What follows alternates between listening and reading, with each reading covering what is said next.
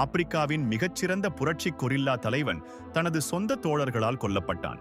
1963 Guinea Bissau. அமில்கார் Cabral போர்த்துகீசிய ஆட்சிக்கு எதிராக புரட்சியை தொடங்குகிறான். அவன் கொரில்லா போர் உத்திகளை உருவாக்கி சர்வதேச ஆதரவை பெறுகிறான்.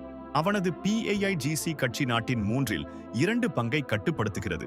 அவனது புரட்சி கோட்பாடுகள் உலகம் முழுவதும் பரவுகின்றன. சுதந்திரம் வெறும் மாதங்கள் தொலைவில் உள்ளது. ஒரு காலத்தில் வெற்றி நிச்சயமாக தெரிகிறது. ஆனால் போர்த்துகீசிய உளவுத்துறை ரகசியமாக PAIGC உறுப்பினர்களை வாங்குகிறது.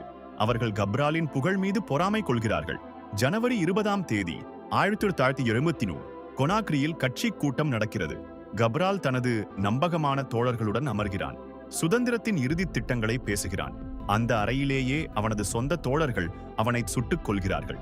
தனது புரட்சி கட்சியை முழுமையாக நம்பிய தலைவன் அமில்கார் கப்ரால்